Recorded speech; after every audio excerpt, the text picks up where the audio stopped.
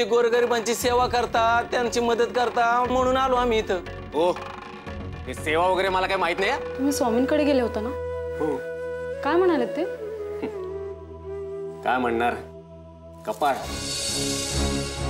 म्हणजे त्यांनी मला काय सांगितलं काहीच कळलं नाही. अरे वा बापट, बरेच पैसे खुळखुळायला लागलेत म्हणून फार खुश दिसतोयस. चल माझ्या बरोबर. कुठे नेतोय मला? तुरुंगात टाकतोय. तुझी ही जी काही देवाण घेवाण चालली आहे ना, ते मूळ आहे सगळ्या समस्यांचं. अरे ते मूळ जोपर्यंत तू उपटून टाकत नाहीस तोपर्यंत या समस्या दूर होणार नाही.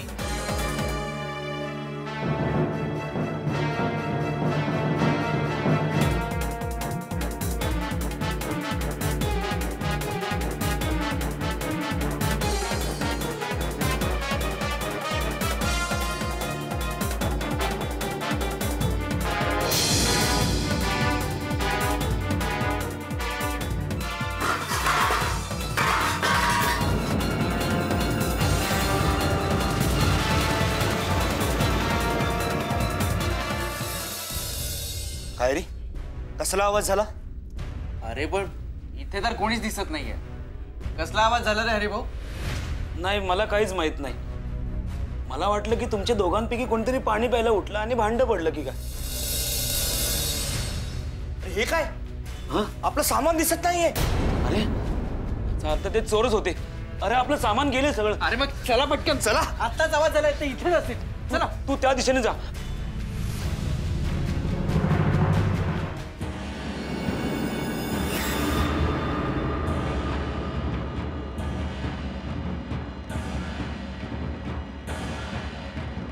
दादा नमस्कार. बोला. एखादा माणूस पाहिलात का तुम्ही इथून गाठोडी घेऊन पळणारा? हो. नाही हो, असा एक माणूस बिनूस नाही बघितला.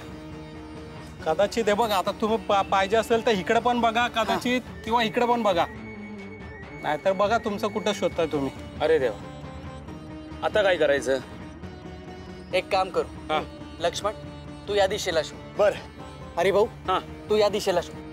ठीक आहे. मी इकडे शोध. हो आणि काहीही झालं तरी आपण पुन्हा इथेच भेटूया. हो हो, हो नक्की. हा? अगदी. चालेल, चला. चला.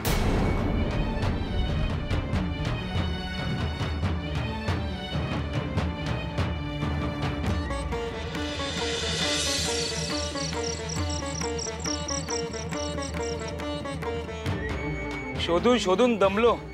कुठेही दिसेना ते चोर. माझा कंदीलही फुटला रस्त्यात. आणि माझा अंदाज तर हाय की चोर याच दिशेने गेले असतील. नाही हो, मला वाटतं ते इथूनच गेले असणार. या चोराच्या मागे पाय तुटायची वेळ आली, पण चोराचं नख सुद्धा दृष्टीस पडलं नाही. हो, ते इथून गेले असेल तर दिसणार ना आपल्याला. मी सांगतो तिथूनच जायला हवं होतं आधी. अरे भाऊ पुरे आता काय तेच तेच लावलंय. मी म्हणत होतो शोध करतोय ना आपण. हो. अरे पण आता पुढे काय करायचं ते ठरवा. सामान परत हवंय ना? हो. मग यावर एकच उपाय, सरळ जमादाराकडे जाऊनच तक्रार करूया.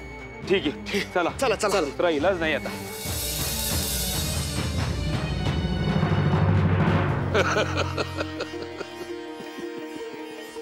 काय झालं स्वामी? अरे चोर सापडले. पहिल्याच परीक्षेत अनुत्तीर्ण. काय तर म्हणे विरक्ती हवी आहे आम्हाला.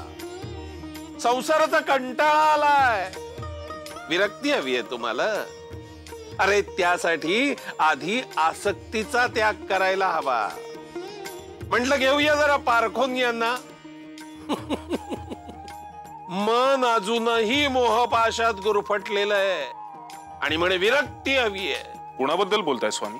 अरे ते त्रिकूट आलं होतं ना बापटा बरोबर, ते. हा, ते विरक्ती हवी होती त्यांना. तो लक्ष्मण, तो गजानन, तो हरिभाऊ. आता आलं ना लक्षात? आम्हाला वाटलं होतं हा बापट हा एकटाच मोहपाशात गुरफटलेला आहे, पण नाही. तिघेही एकाच माळेचे मणी. आता यांना परमार्थाच्या मार्गाकडे न्यायचं असेल तर यांची या मोहपाशातून सुटका आम्हालाच करावी लागणार. अरे खरा चोर तुमच्या मनात आहे. त्याला मनापासून वेगळं काढा. त्यासाठी त्याचा शोध घ्या. ते करावंसं वाटत नाही तुम्हाला? शोधा, आधी त्या चोराला शोधा. जा, पळा पळा, शोधा त्या चोराला, पळा पळा.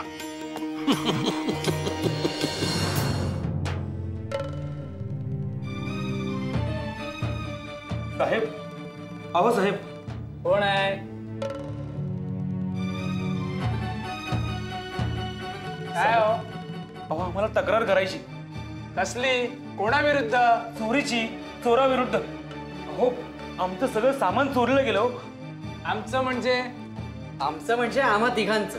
अहो मग असं सांगा ना, नुसतं आमचं सांगून कसं चालेल? बरं, चोरी कधी झाली? आत्ताच. म्हणजे आम्ही थोड्या वेळापूर्वी त्या धर्मशाळेत झोपलो होतो. बरं. अचानक कसला तरी आवाज आला म्हणून आम्ही जागं झालो. हा. पाहतो तर आमचं सगळं सामान गायब.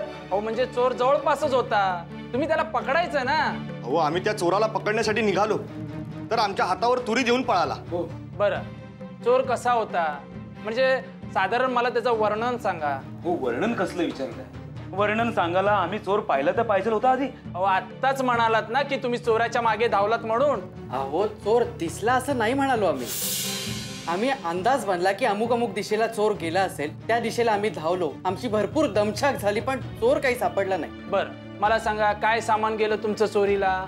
म्हणजे आमचे काही कपडे आणि त्यात आमचे पैसे होते हो. आणि तुमचं? कपडे आणि पैसे. माझंही तेच. नुसते कपडे? अहो कपडे सांगून कसं चालेल? ते कपडे कोणते होते ते सांगा. हो, सर्वसाधारणपणे माणसं जी कपडे घालतात ते तर सांगायचं काय? हो साहेब, तुम्ही चोरायला पकडायचं सोडून हे असले भलते प्रश्न काय विचारताय? हो, मला माझं काम सांगू नका. तक्रार नोंदवली आहे ना, शोधू चोरायला. चला निघा आता. पण निघा म्हटलं ना, एक तर झोपायला देत नाही. चला.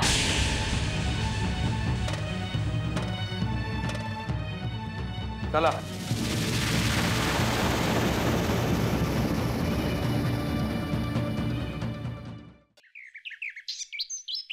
शरद, बाळ, शरद. शांभाऊ, तुम्ही बघताय ना याची तब्येत किती खराब होती. त्याच्या बाबांना बोलवून आणा ना.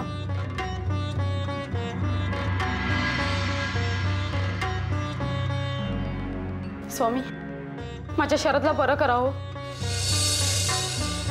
जानकी, अगं तू आम्हाला आळवतेस खरी, पण हे सगळे तुझ्या नवऱ्याच्या कर्माचे दुष्परिणाम आहे. कर्मफळ. तुझ्या नवऱ्याच्या कर्माची फळं तुला आणि तुझ्या मुलाला भोगावी लागतात. त्याची पत्नी अर्धांगी. अगं नवऱ्याच्या पापपुण्यात त्याच्या पत्नीचाही सहभाग असतो आणि तो तुझा मुलगा. त्यामुळे तुझ्या मुलालाही ती भोगावी लागताय. आजपर्यंत तू तुझ्या लेकासाठी अनेक औषधोपचार केलेस ना. आता आम्ही औषध देतोय ते नियमितपणे त्याला दे.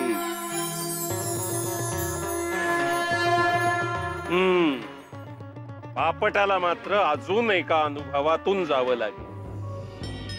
पाहूया या अनुभवानी त्याला काही अक्कल सुचतेय का, काही शहाणपण सुचतंय का. अरे बच्चो, ला. जानकी, हे औषध तुझ्या बाळाला नियमित दे. डोळ्या, हे घे औषध आहे. हे जानकीला नेऊन दे. तिला म्हणाव तुझ्या मुलाला हे नियमित दे.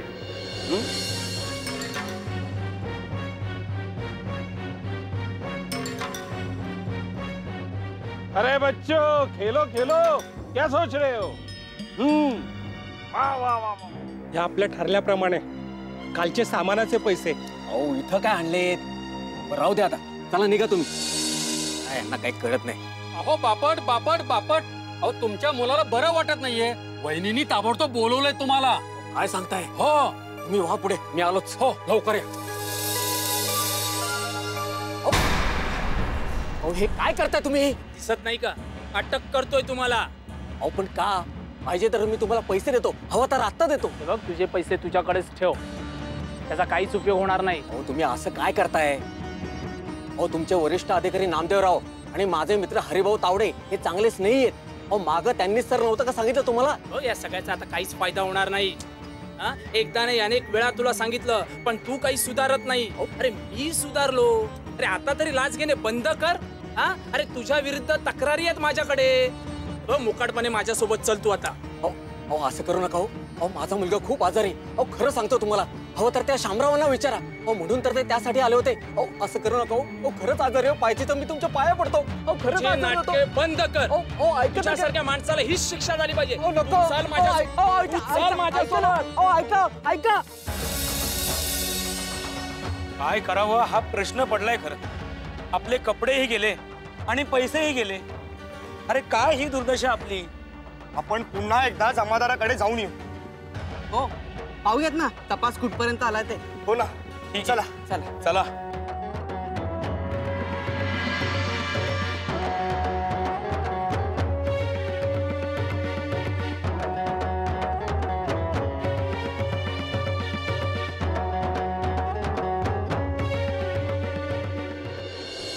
शरद तू काळजी करू नको.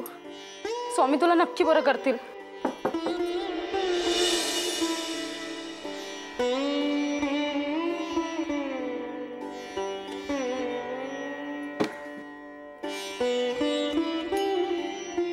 स्वामींनी तुमच्या मुलासाठी हे औषध दिले.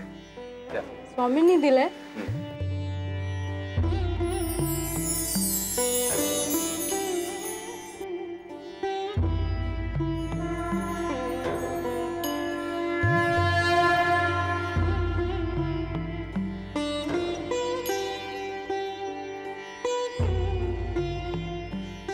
आई मला फार बरं वाटतंय. तू म्हणाली होतीस ना स्वामी आजोबा मला बरं करतील. आई मला एकदम बरं वाटतंय. मला स्वामी आजोबांनी बरं केलं. स्वामी आजोबांनी मला बरं केलं.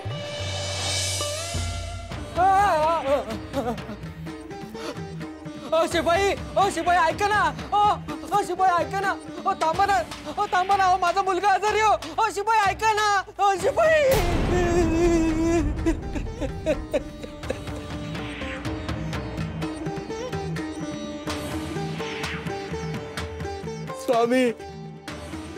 स्वामी माझ्या मुलाला वाचवा. काही करा पण माझ्या मुलाला वाचवा. स्वामी तुम्ही अनेक वेळा सांगितलं मला पण मी ऐकलं नाही. मला माहिती आहे माझ्या कृत्यांची शिक्षा मला माहिती. पण स्वामी माझ्या मुलाने काय चूक केली होती. त्याला काही शिक्षा देताय तुम्ही. मला माहिती आहे मी लोकांना फसवलंय. खूप भ्रष्टाचार केलाय. त्यांना लुटलंय. लाच खाल्ली. सगळं केलंय. मी वाटेल ती शिक्षा भोगायला तयार आहे स्वामी. पण माझ्या मुलाला वाचव. अहो त्याच्या औषधोपचाराकरता मी हे सगळं केलं. पण एवढं करून स्वतः जगणार नसेल तर त्याचा काय उपयोग आहे स्वामी. स्वामी माझ्या मुलाला वाचवा. माझ्या मुलाला वाचवा. मी वाटेल ती शिक्षा भोगवी स्वामी. माझ्या मुलाला वाचवा.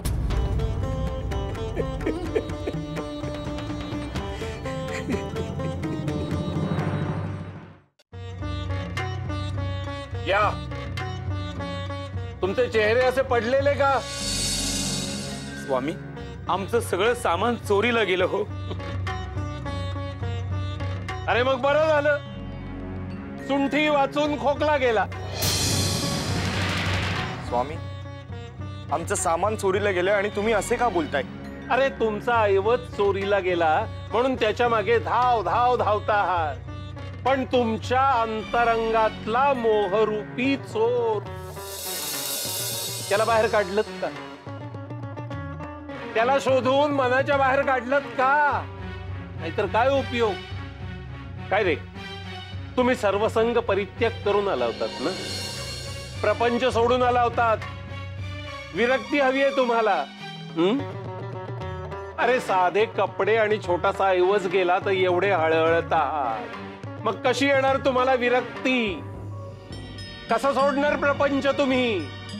लालसा मोह मनात मोह निर्माण झाला की मग लालसा येते. मोहाच्या मागोमाग येणारे भय, चिंता, हव्यास, लालसा यांना थारा देता कामा नये. अरे विरक्ती हवी आहे ना तुम्हाला? मग तुमच्या मनात मोह ठाण मांडून बसलाय.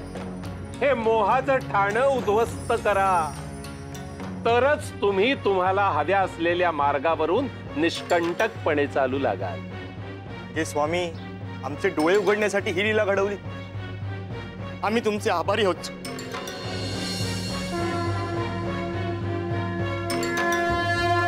स्वामी, आपले शतशः आभार. मला आणि यांनाही माफ करा हो. अगं त्याचे डोळे उघडावेत म्हणूनच हे सगळं रचलं. तुझ्या मुलाला काहीही होणार नाही. या बापट, काय झालं? बाबा, हे बघा, मी पूर्ण बरं झालो. स्वामी आजोबाने औषध देऊन मला बरं केलं.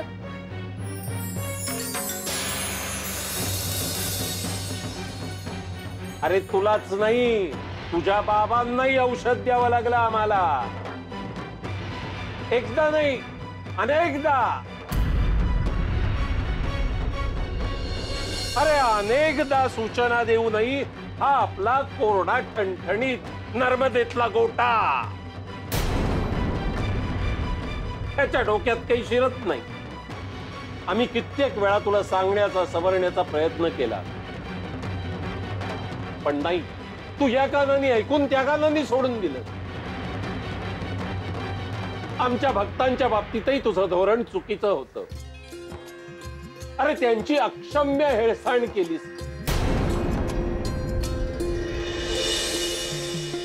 त्यांची मनोभावे सेवा करता आली नाही तुला. पूर्वी तू सांगायचास की यात्रेकरूंची सेवा करणं हे माझं सेवा कर्म आहे, पण नंतर मात्र तू बहकलास. तुला पैसा दिसायला लागला. पैसा पैसा. अरे आजवर कमावलेल्या नावाला पट्टा लावलास तू. स्वामी, मी असं पुन्हा कधीच करणार नाही. पुन्हा पूर्वीसारखा चांगला वागेन.